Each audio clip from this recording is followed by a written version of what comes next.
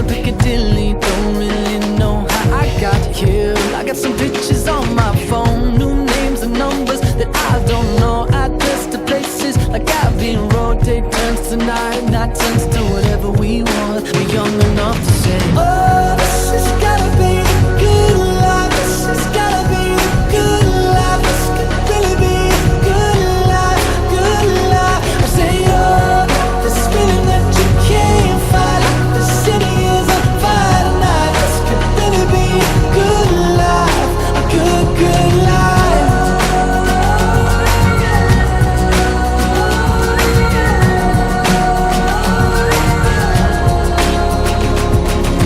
To my friends in New York, I say hello. My friends in LA, they don't know where I've been for the past few years or so. Paris to China to Colorado. Sometimes there's airplanes I can't jump out. Sometimes there's bullshit that don't work. Now we got our stories, but please tell me what there's to complain about.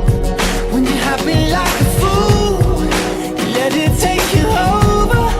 When everything is out, you gotta take it in. Oh, this has gotta be the good life. This has gotta be the good life. This could really be a good life, good life. I say, oh, this feeling that you can't fight, like the city is on fire tonight. This could really be a good life, a good, good life.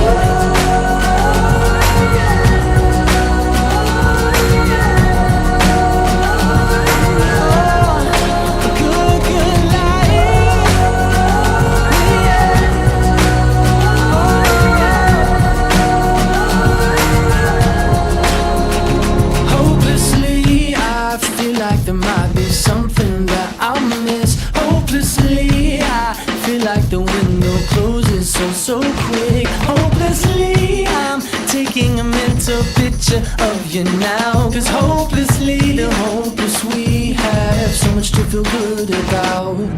Oh, this has gotta be the good life. This has gotta be the good life. This could really be a good life, good life. I say, oh, this feeling that you can't fight, like the city is on fire tonight. This could really be a good life, a good, good life.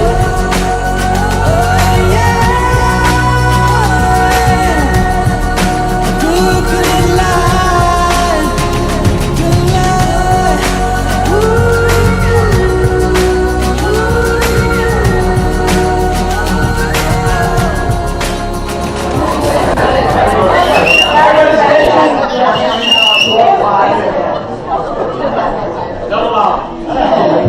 That's pretty good. I didn't know they could do that. Good job. Well, we just wanted to thank everybody for coming. I think we figured out yesterday that this is Dad's second birthday ever, his 80th year. And in fact, we have 2 birthdays that we're celebrating today. So Dad wanted to introduce the people from his side of the family.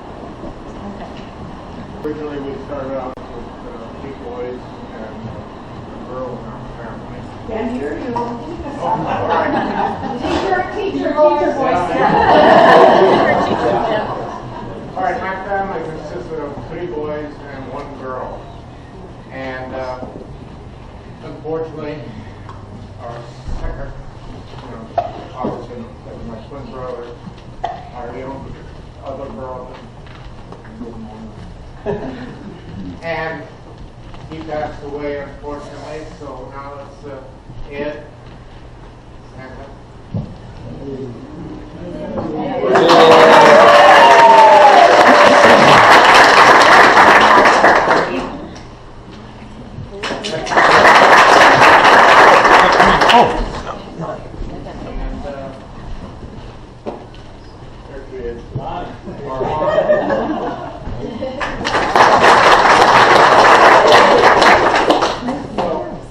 That's our family, and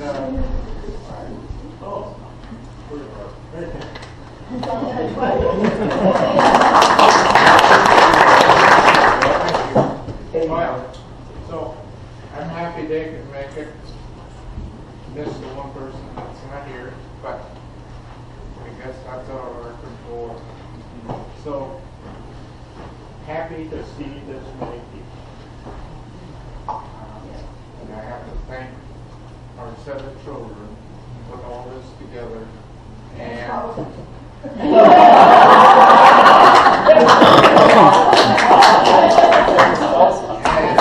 spouses were involved.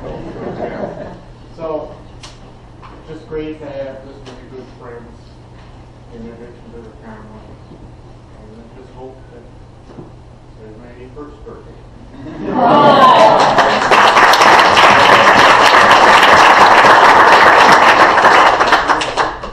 One thing we asked everybody to do, if you could think about some memories about Dad to share. And, so the Sherpings know on the Wagner side, the more embarrassing the better. If you could come up with a nice memory, that would be really nice. Don't say no. And I'll call out Janet, because I know you have one. Okay, yes, I remember when Clarence and Erna started dating.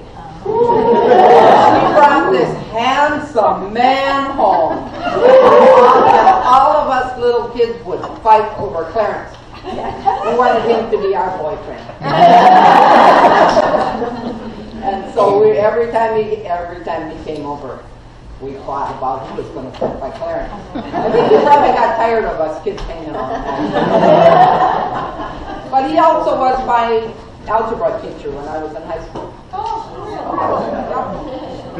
Student teacher. Yeah, he was student teaching at Melrose. And he was an algebra teacher. And Janet, wasn't someone going to trade their bacon once for him? Yes, Marion did. Marion traded a piece of bacon. Gave her piece of bacon, and then she could have Clarence for her boyfriend.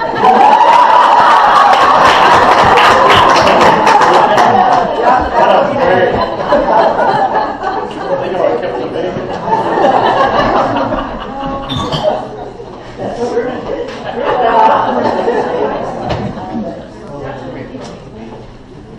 And he also helped me with my algebra when we lived in Madison. Still haven't learned it. No, he did good. How many people in here have had Clarence help with math?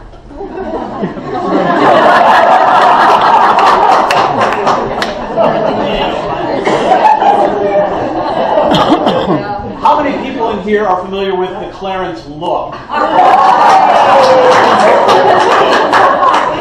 It was the spring of 1989, and I had decided to ask Ann to marry me.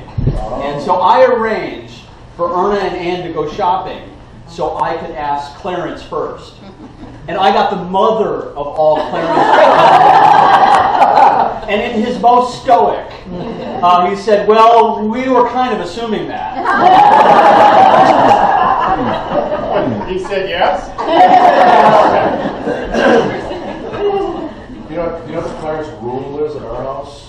We were on vacation and family vacation, and I got the pleasure of sleeping in the hotel room with Hattie and her family, her 2 young boys. So she looked at me and said, and Jim and I are here, and you and the boys can sleep in this bed. And I said, huh? Me and the boys. She said, yeah, that's fine. I looked and said, would you make Clarence sleep in the same bed as me? so thank you. That is now the Clarence rule.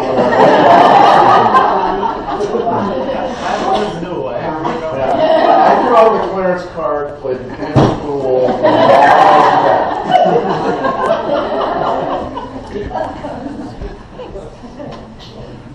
I have something. Oh, over here. John and I went to visit the Clarence family in Aurora, and one of the boys, I don't know which young son it was, he was standing by the door with a board game, and when Clarence came home, he said, Dad, will you play a game with me? And Clarence just said, yes. Well, he didn't say I was too tired, I'll do it later. He just said, he sat right down there when he came home from work and played the board game with one of the young boys. Which one was, I don't know. And I just marveled at that. I thought that was really nice. No later, or something like that. So I always remember that.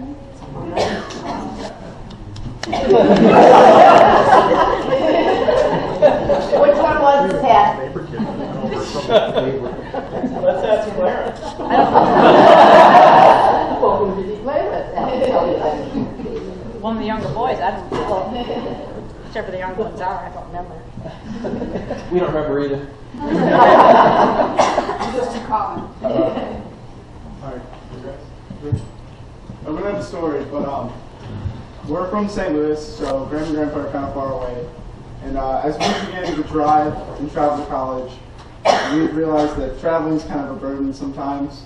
So we want to thank Grandma and Grandpa for always making a 550-mile trip down to St. Louis to watch us play soccer games. One thing I always remember about Grandpa is that he always helps with math. He always gets new math problems for me to do. And I would always love doing them with him. And he's also really taught me to be really caring and always understand people.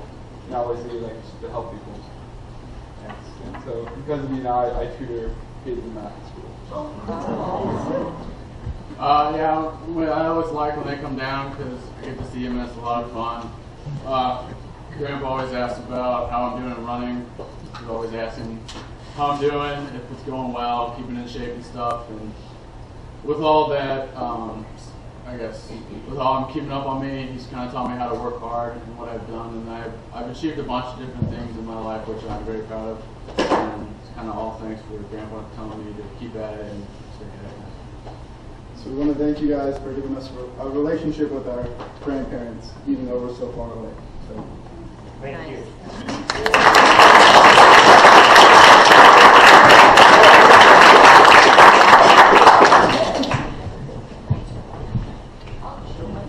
When I was teaching, my students always loved it. When I couldn't do a math problem, I'd pick up my phone and I'd call my dad.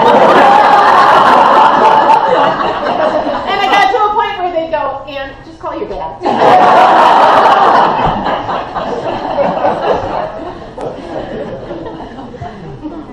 Well, I've got one. I worked 22 years at Fairview Ridges in Burnsville, and I worked with this woman who had a son who was having some learning problems, and she kept telling me about this wonderful man that was tutoring him. I kind of put two and two together, and I said, his name Clarence? And she said, yes. And so, she just thought the world of you, Clarence. You did a lot of your caring. That boy went to the technical school in 42 in the Napa Valley area. Yeah. And he ended up with a 3.8 average in a three-year course. Right. And the problem was all his older brothers were all engineers and had excellent grades. Right, and this boy was having issues, and I think it was, you really helped him out. So. Here I was thinking, as a godchild, I was like really special to be tutored in math. Special thing I was getting. I had, after about 10 or 15 years, decided I was going to go back to college and finish, and contacted Clarence and said, truly, other than balancing a checkbook and stuff, I haven't really done math in a lot of years, so maybe we could do a few little refreshers. So the bonus was I got to also spend some time with Erna, have a little coffee and chatting before my lesson was ready. And you got the Clarence look, knowing darn well your assignment better be done when you walk in the door. Well, the positive was, after not having taken math for so long, I was hoping to be able to test out of one class when I went back to weekend college.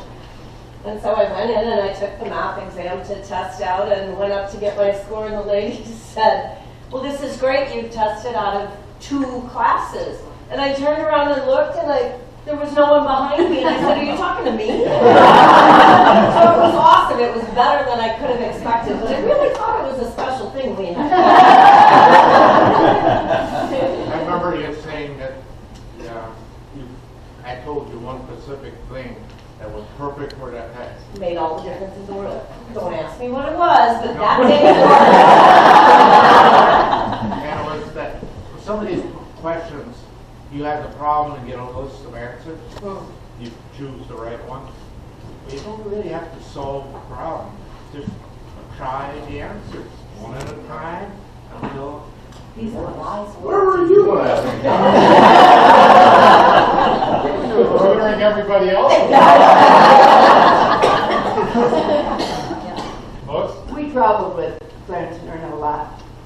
And Clarence was always ready to do whatever was suggested in the evening. You know, we'd be on the bus during the day, and I'd probably be the leader on the bus. But after that, the four of us could always sneak away and find a good place to eat or whatever.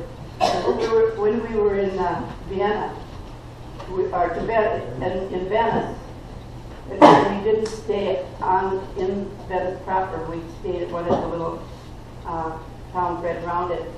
You know, of course, you're going there by boat. And we really didn't have a lot of food choices by the time we got back over to the hotel.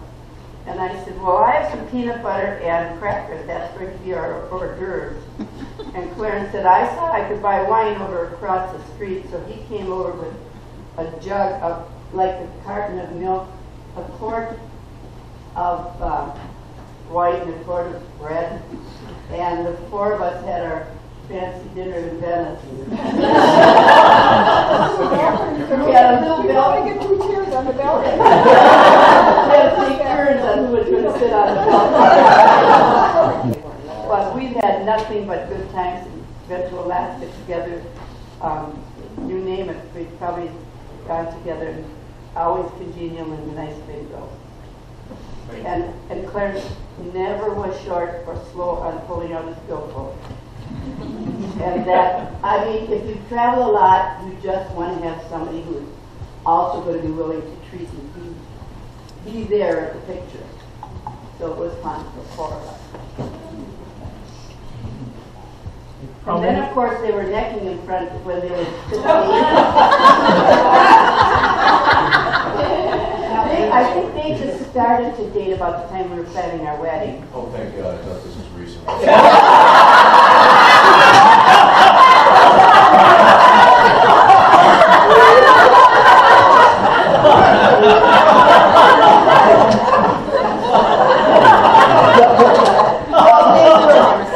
They were sitting close together.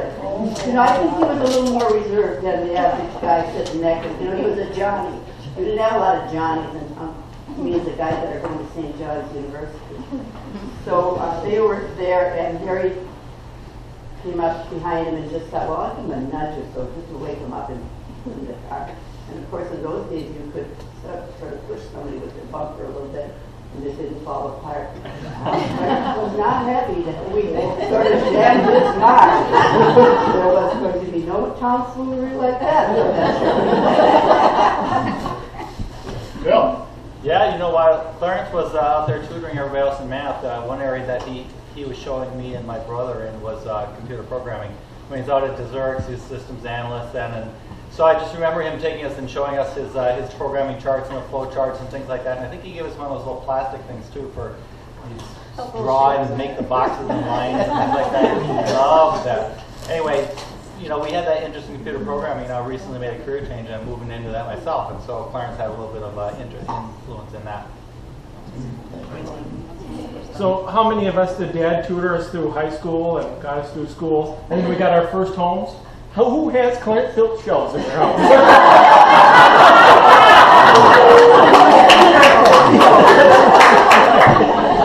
Dad traveled with his tools and he built shelves from one end of the country to the other.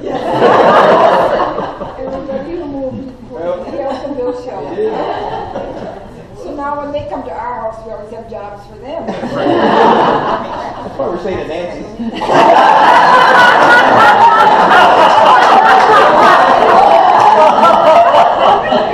I guess I gotta put you to work. So Dennis is getting stuck with it all.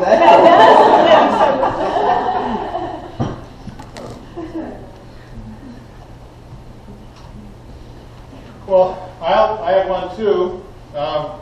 I'm the oldest, so I probably remember the most about growing up in Foley. And I know there were a lot of times where we'd be somewhere and some parents in the town would recognize me and he would say, "Are you Clarence Sherping's son?" And I would say yes, and I'd always see this real look of respect on the person's face. They'd always want to tell you how much he helped their kid in school. And that was really special. And he, as you hear, he's continuing to help kids today, even in Apple Valley. And of course, he's affected a lot of people none more than the 7 of us, I'm sure. I know that when I was young, I was pretty quiet and not real sure of myself. And always thought that I had ability, but I didn't really know how to become the person that I thought I could be. I just thought I was in real need of a role model. And fortunately, I didn't have to look any farther than the other side of the dinner table. So for over 50 years, Dad's been my role model, my teacher, my coach, my mentor, my friend, my harshest critic, and my #1 fan. So I wouldn't be the person I am today without you.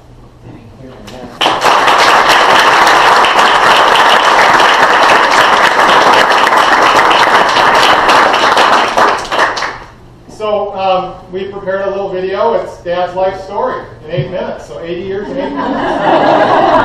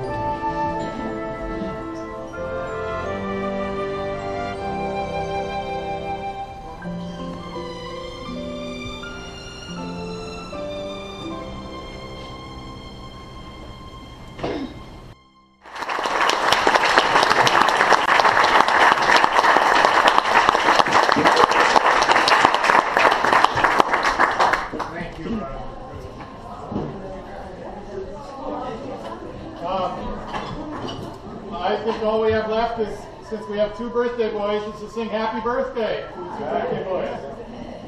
This is always dangerous for the wife to sing. Okay, we'll let the chirping sing.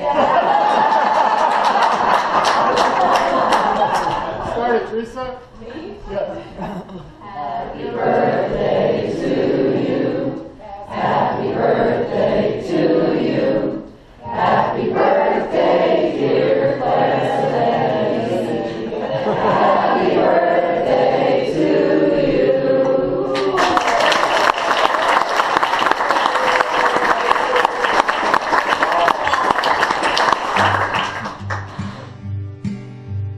H-A-P-P-Y, H-A-P-P-Y,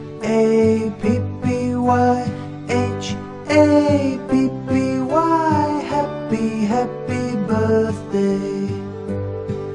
happy birthday. Happy birthday to you. Happy birthday to you. Happy birthday to you. Happy birthday to you.